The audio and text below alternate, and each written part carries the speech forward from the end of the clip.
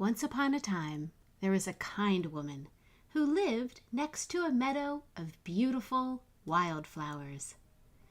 She would wake up every morning, look out over the fields of color, and sing about their beauty. As time went on, the woman wished she had someone to share the lovely view with, and her morning song changed to a wish for a daughter.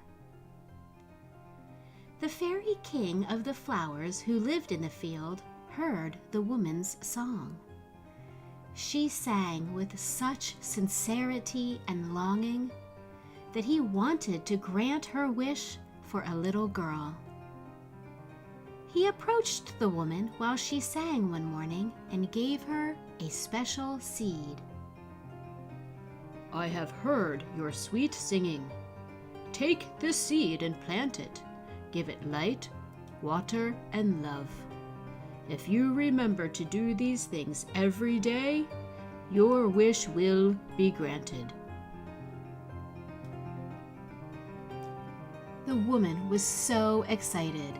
She thanked the fairy king and planted her special seed in an iridescent flower pot, filled with rich soil she gathered from the meadow. She placed the flower pot in her kitchen window where it would get lots of light, and it would overlook the splendor of the fields below. She gave it some water and then sang sweet love songs to the daughter she hoped would arrive. Every day, without fail, the woman checked on her seed, gave it water, turned it to catch the best light, and sang songs of her love. And sure enough, a delicate and very unusual plant began to grow. It stretched for the sun and even seemed to lean toward the woman whenever she sang to it. A beautiful flower grew from the top like a long oval, with overlapping petals of all sorts of colors that wrapped around to look like cupping hands. One morning, after singing songs of her love, the woman was so taken with the beauty and unique petals of the flower that she kissed it. No sooner had her lips touched the petals than the flower opened, revealing a tiny little girl curled up inside. She had long, flowing hair, bright, clever eyes, and a smile so joyful that the woman almost cried. She gently picked up the tiny girl and cradled her in her hands. Why, she wasn't any bigger than the woman's thumb.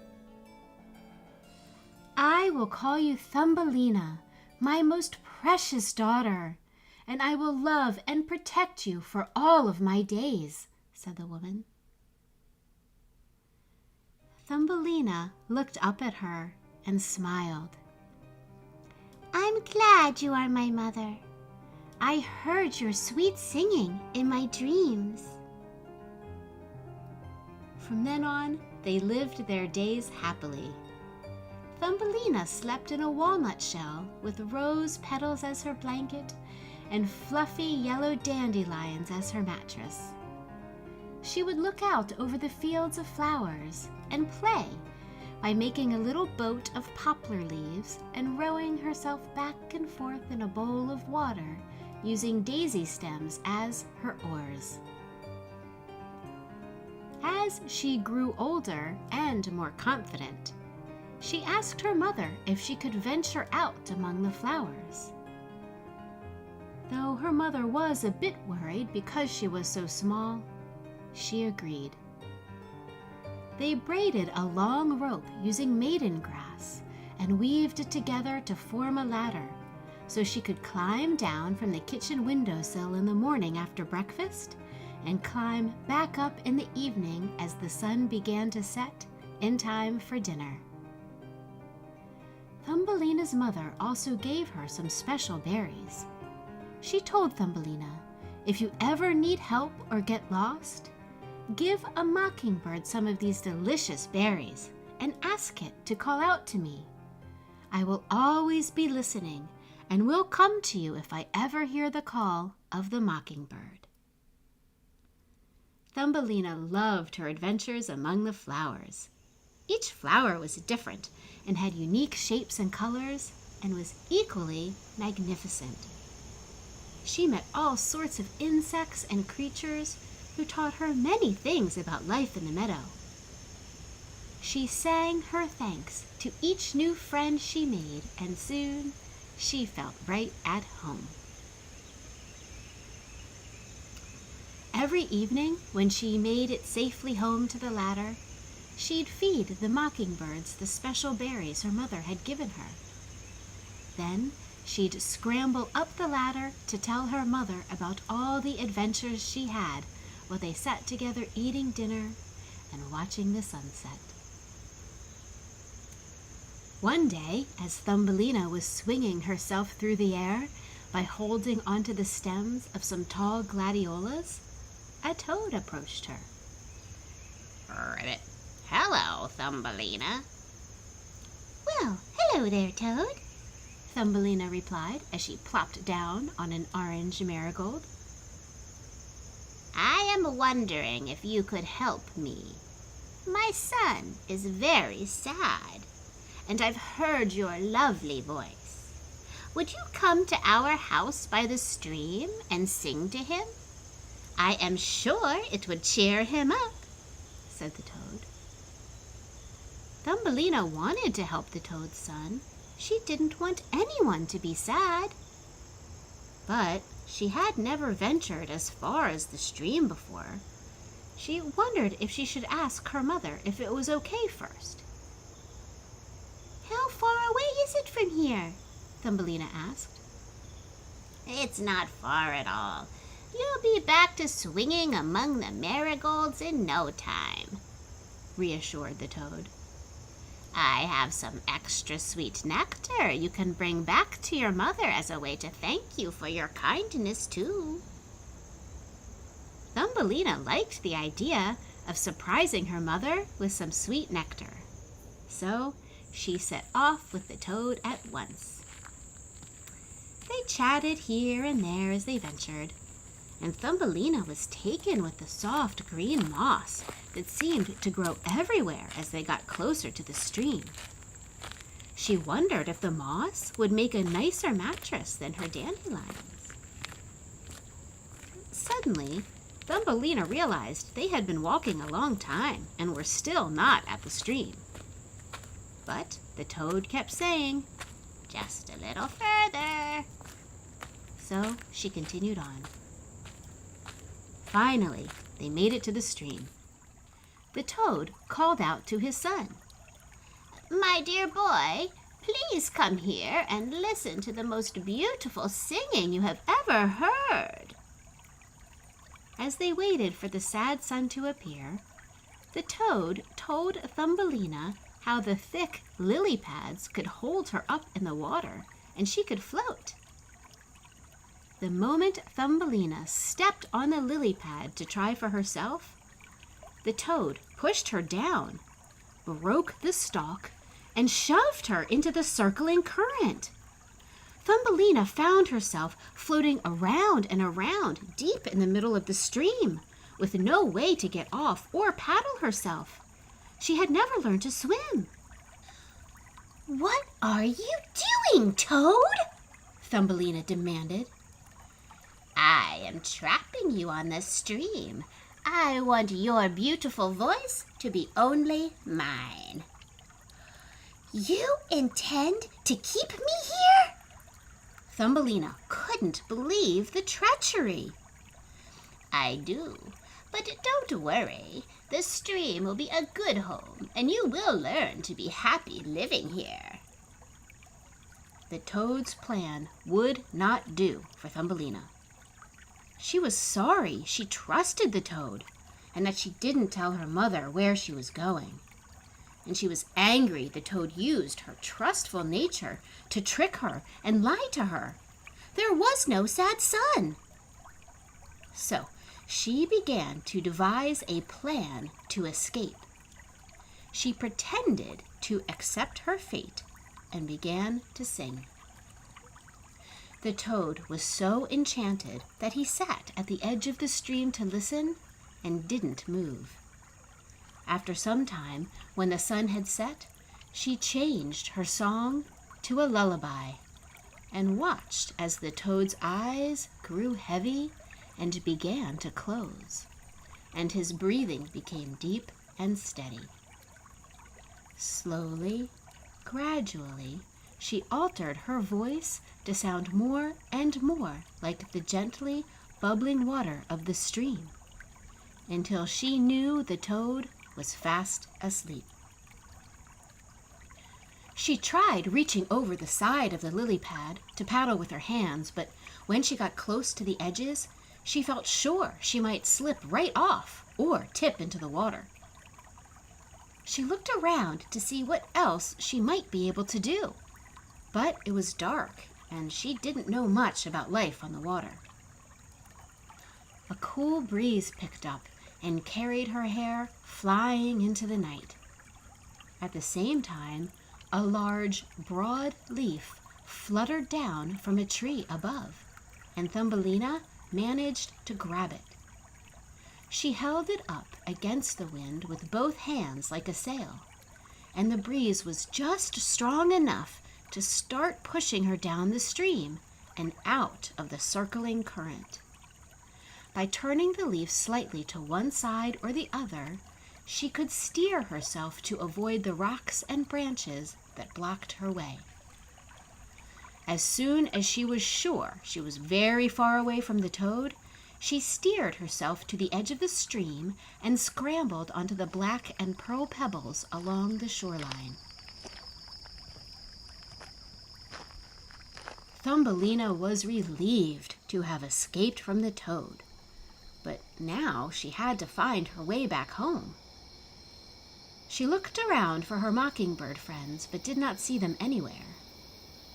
She had watched many times how the sun moves across the sky, so Thumbelina felt she could figure out which direction to start walking once the sun came up. But that meant she would have to spend the night in the forest. As she began to dig herself a little bed among some tree roots, a large beetle swooped down and picked her up by the shoulders and carried her up to a tall tree branch above. Look what I found! Yelled the beetle to its friends. Several beetles crawled along the bark of the tree to take a look at Thumbelina. They said things to her like, What are you? You have no wings and only 2 legs. You don't look like you can do anything. We don't like you. Thumbelina looked back at them and said, Well, if you don't like me, why did you drag me to your tree? I don't want to be here either. And as for my legs, look what they can do. And with that, Thumbelina leapt off the tree branch and expertly grabbed onto the next leaf below her, swinging down and down from leaf to leaf until she landed with style on the ground below. It was getting cold, so Thumbelina dug her hole a little deeper and pulled some of the dry moss off the tree roots next to her. She fashioned a soft mattress and blanket by surrounding herself with the moss and fell asleep. The next morning, when she awoke to the brilliant, streaming light of the warming sun, she was ready to get back on her way home.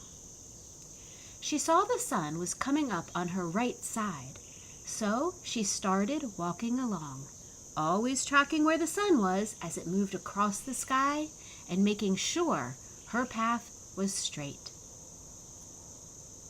She felt confident she was getting closer to home when she came upon a little mouse and a mole. Hello, child, said the mouse. Would you like to join us for some soup? The soup did smell lovely, and Thumbelina was getting hungry for lunch. So she stopped and ate with the mouse and the mole. Thank you for sharing your meal with me. Thumbelina smiled at them. Let's let me sing you a song while we eat." As Thumbelina sang, the mouse and the mole couldn't believe their ears. "I have never heard such sounds," said the mole. "May I come with you on your journey so that I may listen some more?" Thumbelina was anxious to continue on her way, but she thought it might be nice to have some company. As they finished their soup and said farewell to the mouse, the mole scampered ahead to look out for any foxes that might be hiding, and Thumbelina sang her songs just as her mother had sung life into her.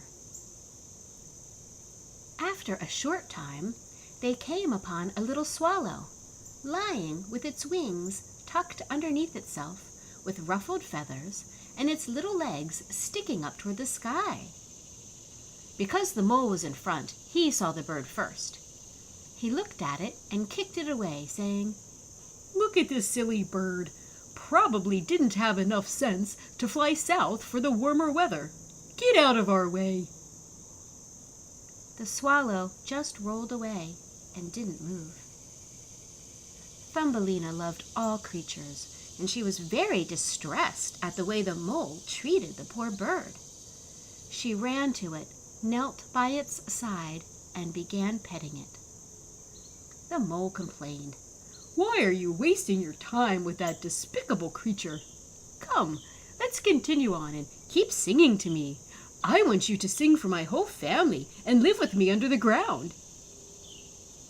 Thumbelina was thankful the mole had shared his lunch with her, but she didn't like the fact that he was unkind to the bird, and she did not want to live with him below the earth. "I'm sorry, Mole, but I can't sing anymore. The way you treated this bird has dried my songs all up. I'm going to stay here. I suggest you go back home. Thank you for sharing your soup, but I am done with your company." The mole left, grumbling disappointedly. Thumbelina turned her attention back to the swallow. She gently stroked its feathers and breathed warm breath into its beak. "Poor little bird, you must have gotten so cold last night." Thumbelina began to stomp on the meadow grass surrounding the bird's body, pushing it to the ground, allowing the bright sun to shine down with its radiant heat. After a few moments, she heard the thump of the bird's heart. It started to wriggle its feet, open its eyes, roll over, and stand up. Thumbelina was ecstatic. The swallow was alive. The swallow said, "Thank you, my dear girl. You have warmed me and saved me. How can I ever thank you?" Thumbelina asked, "Do you know the family of mockingbirds that live in the golden tree with the red leaves?" "I do," replied the swallow. "Could you fly me to their home?" Thumbelina wondered. "Of course. Just climb on my back and tuck your hands and feet under my feathers to hold yourself steady." Thumbelina did as the swallow instructed, and together they rose into the sky and flew through the golden sunlit treetops.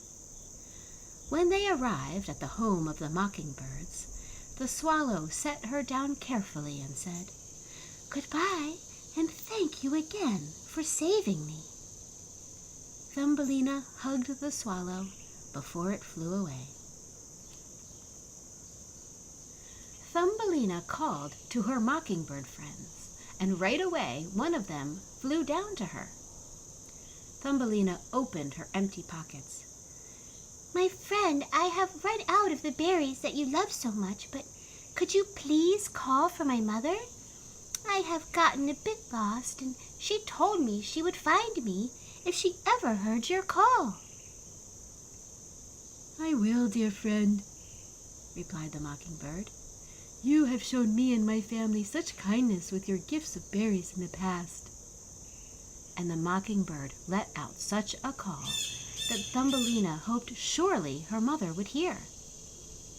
After a few minutes, Thumbelina thought she could hear a song her mother used to sing to her, faintly in the distance. It got louder until she recognized her mother's sweet voice.